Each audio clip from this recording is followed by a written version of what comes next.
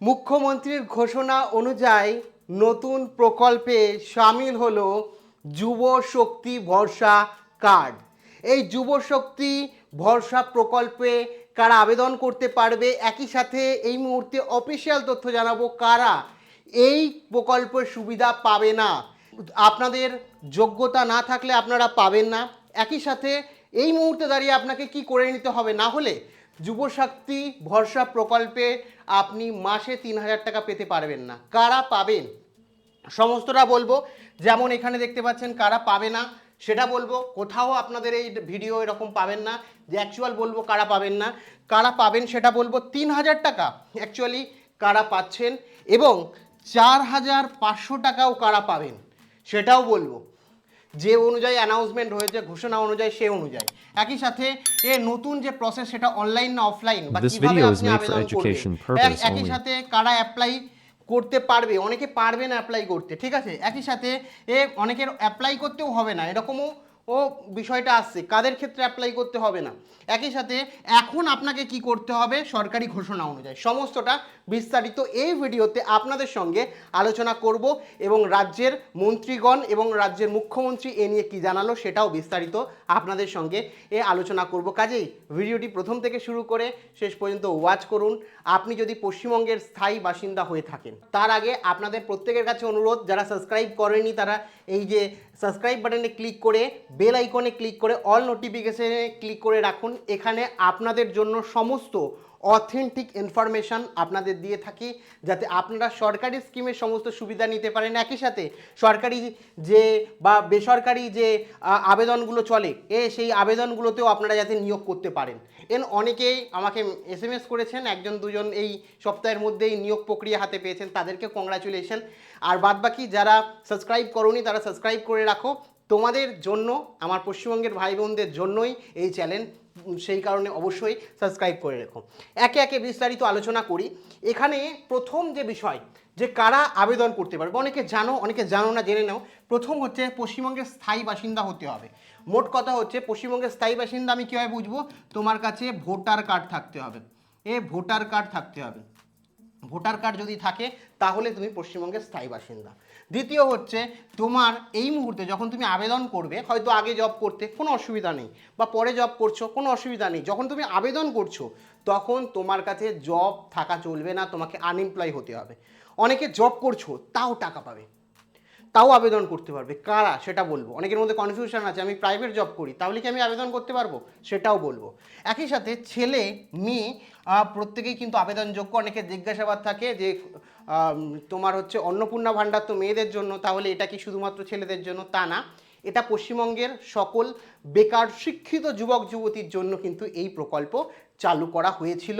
আগে যুবসাথী নামে ছিল, এখন সেটাকে নতুন সরকার এসে ঘোষণা করেছেন যে যুব শক্তি ভরসা প্রকল্প নামে, যেখানে আগের যে অ্যামাউন্ট দেওয়া হতো তার দ্বিগুণ অ্যামাউন্ট দেওয়া হচ্ছে এবং একাধিক নিয়মেরও কিছু পরিবর্তন আসছে, সেটা বলছি। এবার ওকে বয়সের অনেকের একটা ডাউট থাকে যে বয়স কী লাগবে, 21 থেকে 40-এর মধ্যে বয়স হতে হবে, অনেকে বলছে 18 থেকে 40-এর মধ্যে বয়স হতে হবে। অনেকের কনফিউশন, প্রথমে বলে রাখি 18 থেকে 40 নয়, তোমার বয়স 21 থেকে যদি 40-এর মধ্যে হয়ে থাকে, মানে মিনিমাম 21 বছরের ছোট হলে হবে না, আবার 40 বছরের বড় হলে হবে না। 21 থেকে 40-এর মধ্যে যাদের বয়স রয়েছে তারাই কিন্তু এইখানে আবেদন করে সরকারি অনুদান হিসাবে 3,000 টাকা কিংবা তার বেশি 4,500 যেটা বললাম সেটা নিতে পারবে, ঠিক আছে। এবার এখানে বলে রাখি যে কারা পাবে না, এটা খুব ইম্পর্টেন্ট। কারা পাবে না দেখে নাও, যারা আনএমপ্লয় রয়েছে ও তারাই পাবে, যারা এমপ্লয়েড রয়েছে, ঠিক আছে, এমপ্লয়ি রয়েছে, কোনো কোম্পানিতে এমপ্লয়ি রয়েছে, ঠিক আছে, কোনো কোম্পানিতে এমপ্লয়ি রয়েছে, তারা কিন্তু এই মানে সরকারি প্রকল্পের সুবিধা পাবে না। এবার অনেকের জিজ্ঞাসাবাদ রয়েছে যে আমি প্রাইভেট জব চাকরি করি দাদা, আমি প্রাইভেট জব করি স্যার, তাহলে আমার কি হবে? তো এই ক্ষেত্রে তোমাদের প্রত্যেকে বলে রাখি, তোমরা যারা প্রাইভেট চাকরি করো তাও তোমরা এই সুবিধা পেতে পারো, কিন্তু একটা কন্ডিশন আছে। প্রাইভেট জব যদি উইদাউট পিএফ এসআই হয়ে থাকে, উইদাউট পিএফ হয়ে থাকে, তাহলে কিন্তু তুমি পাবে। তুমি যদি প্রপার কোম্পানিতে রেজিস্টার করো, তোমার যদি স্যালারি অ্যাকাউন্ট থেকে থাকে, ঠিক আছে, স্যালারি অ্যাকাউন্ট থেকে থাকে, তাহলে কিন্তু তুমি পারবে না। আদারওয়াইজ যাদের ধরো প্রাইভেট জব রয়েছে উইদাউট কোনো কিছু নেই, হাতে পেমেন্ট নাও বা অনলাইনে জাস্ট গুগল পের মাধ্যমে পেমেন্ট করে দেয়, কোনো অফিসিয়াল কিছু নেই, কাজ করছো, কেউ ধরো টিউশন করেও টিউশনি করছো কিন্তু মাসে 30,000 ইনকাম করছো, 40,000 ইনকাম করছো, সেও এমপ্লয় সরকারের নজরে। একই সাথে ধরো তুমি এমন কোনো কাজ করছো যেটা হচ্ছে ব্যবসা করছো, কিন্তু কোনো পিএফএসআই নেই, সরকারিভাবে কোনো রকম জবের সঙ্গে তুমি যুক্ত নেই, সেক্ষেত্রে তুমি আনএমপ্লয়। ঠিক আছে, সরকারের ভাষায় বলছি, যেটা বাস্তব সেটা বলছি। কেউ হয়তো সরকারি চাকরি বা প্রাইভেট জব করে সেক্টর 5-এ জব করছে, কেউ হয়তো 15,000 টাকা মাসে ইনকাম করছে, সে সরকারের চোখে এমপ্লয়েড। আর যে ধরো ব্যবসা করছে বাড়িতে 30-40,000 টাকা ইনকাম করছে, সে সরকারের চোখে আনএমপ্লয়েড। ঠিক আছে, এখানে বুঝতে হবে। সেই কারণে তুমি যদি প্রাইভেট জব করো উইথ পিএফ এবং এসআই, যদি পিএফএসআই থাকে তাহলে কিন্তু তোমরা আবেদন করতে পারবে না। যদি আবেদন করো পরবর্তীকালে সমস্যা হতে পারে। ভেবেও না যে যুবসাথী পেয়েছি বলে এটাও পেয়ে যাব। যুবসাথীর ক্ষেত্রে একটা অন্য ব্যাপার ছিল, এক্ষেত্রে আইনত ব্যবস্থাও নিতে পারে, কারণ দেখেছো বিভিন্ন রাজ্যে এরকম হয়েছে, সেই কারণে আগে ভাগে বললাম। দ্বিতীয় হচ্ছে, এই বিষয়ে আরও জিজ্ঞাসাবাদ থাকলে, ডাউট থাকলে কমেন্ট করতে পারো।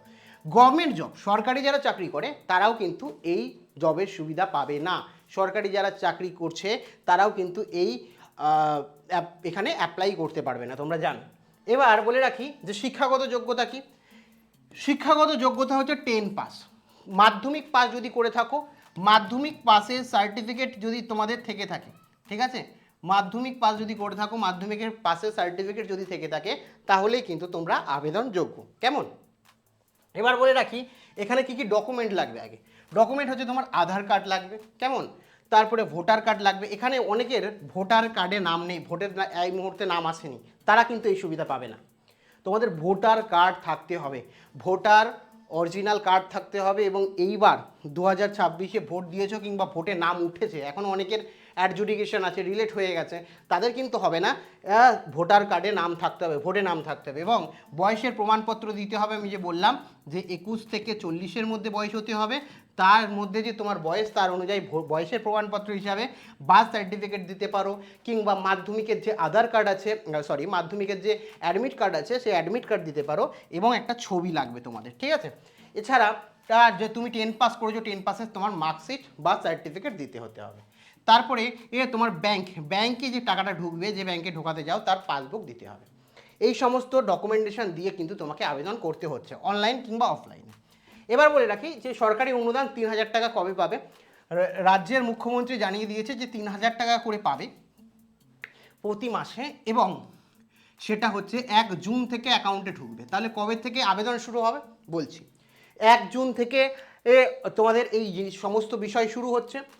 কিন্তু কেউ আমি বললাম যে 4,500 টাকাও পেতে পারো। কারা পাচ্ছ? 3,000 তো পাচ্ছই, তার এই মাসে অনেকের টাকা ঢোকেনি, সেটা শোনা যাচ্ছে। এই 3,000-এর সাথে আগে যে যুবসাথী ছিল 1,500, সেটাও চালু রয়েছে, অনেকের ক্ষেত্রে অনেকভাবে ঢোকেনি বা ঢোকানো হয়নি, সেই কারণে এই দুটো অ্যাড হয়ে 4,500 টাকা ঢুকবে, এমনটি কিন্তু শোনা যাচ্ছে। এটা কনফার্ম না, অনেক জায়গা থেকে অনেক মন্ত্রীরা, না এটা রাজ্যের মুখ্যমন্ত্রী জানিয়েছে তা না, রাজ্যের কিছু শিক্ষা মানে বিভিন্ন নিউজ পোর্টাল যেগুলো রয়েছে রাজ্যের, বড় বড় নিউজ পোর্টালে কিন্তু এটা জানানো হচ্ছে যে তাদের টাকা ঢুকে যাবে, কারোর টাকা যাবে না। যেমনভাবে, এবং রাজ্যের মুখ্যমন্ত্রীও জানিয়েছে যে যেরকমভাবে যে প্রকল্প রাজ্যে চালু ছিল একটাও বন্ধ হচ্ছে না, তেমনভাবে চালু থাকছে। এবং 1 তারিখ থেকে, জুন মাসের 1 তারিখ থেকে আমাদের অনুযায়ী যে প্রমিসেস আছে সেগুলো চালু হবে।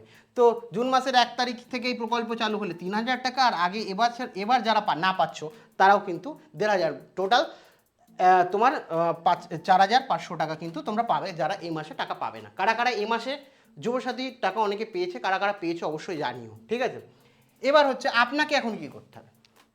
প্রথম হচ্ছে, আপনি যে ব্যাঙ্ক অ্যাকাউন্টে টাকা নিতে চান সেই ব্যাঙ্ক অ্যাকাউন্টে প্যান এবং আধার লিঙ্ক আছে কিনা এটা আপনাকে চেক করতে হবে। দ্বিতীয়, আপনি কি ডিবিটি লিঙ্ক করেন। এখানে ডিবিটি লিঙ্ক মানে কি, আপনার আধার কার্ডের সঙ্গে, ঠিক আছে, এই আধার কার্ডের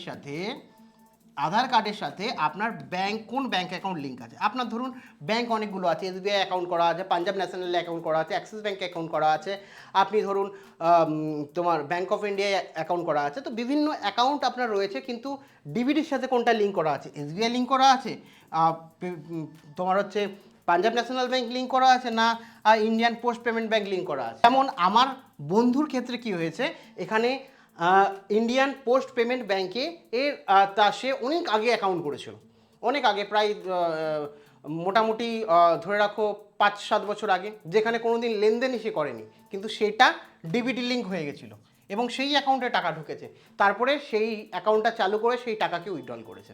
মানে এরকমও ব্যাপার হচ্ছে যে একবারও ইউজ করনি, কোনো দিন খুলে রেখেছিলে, সেটাও অ্যাড হয়ে যেতে পারে। সেই কারণে চেক করুন যে কোন অ্যাকাউন্ট আছে, সেই অ্যাকাউন্টটা সক্রিয় কিনা, সেই অ্যাকাউন্টটায় আপনার লেনদেন হয় কিনা, যদি না হয় সেটাকে সক্রিয় করুন। কিংবা এই যে কোনো, একবার চাইলেন যে এসবিআই রয়েছে, আমি এই অ্যাকাউন্টে টাকা চাই না, তাহলে আপনি চেঞ্জও করতে পারবেন। ঠিক আছে, যে কোনো আপনার পাশে সাইবার অফিস মানে রয়েছে, যেগুলো যান সাইবার, বিভিন্ন সাইবার ক্যাফে রয়েছে, ওগুলোতে যান, গিয়ে নিজে চেঞ্জ করতে পারেন। বা কমেন্টে আপনারা লিখুন ডিবিটি বলে লিখুন, আমি নেক্সট ভিডিওতে দেখিয়ে দেবো যে ডিবিটি লিঙ্ক কীভাবে করবেন। ঠিক আছে, খুব সহজে কীভাবে করবেন, বা ইউটিউব ভিডিও দেখে নিতে পারেন। তো এটা আপনি করে রাখুন। এবার কথা হচ্ছে যে প্রত্যেকে কীভাবে অ্যাপ্লাই করবে বা কবে থেকে অ্যাপ্লাই শুরু হবে। যেটা শোনা যাচ্ছে এই মাসের মধ্যেই অ্যাপ্লাই শুরু হবে। যারা নিউ আছে তারা অ্যাপ্লাই করবেন, আর যারা অলরেডি নিউ নেই, যারা আগে যুবসাথী পেতেন, তাদের অ্যাপ্লাই না করলেও হবে।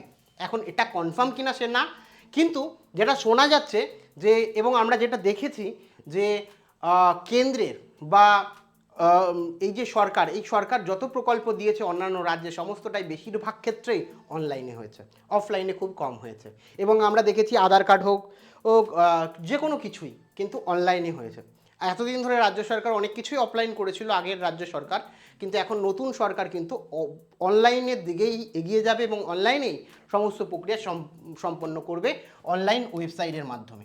ঠিক আছে, ওয়েবসাইটের মাধ্যমে। ঠিক আছে, তো ওয়েবসাইট কিছুদিনের মধ্যেই চালু হবে। তখন আমি তোমাদের ভিডিও করে দেখিয়ে দেবো কীভাবে আবেদন করবে। এর বাদবাকি তোমরা এখন ডিবিটি লিঙ্ক এবং ব্যাঙ্ক অ্যাকাউন্টটা চেক করে রাখো। এছাড়াও কোনো জিজ্ঞাসাবাদ থাকলে অবশ্যই কমেন্ট সেকশনে জানাও। এছাড়া কোনো ইনফরমেশান পেলে আমি তোমাদের জানিয়ে দেবো। Thank you.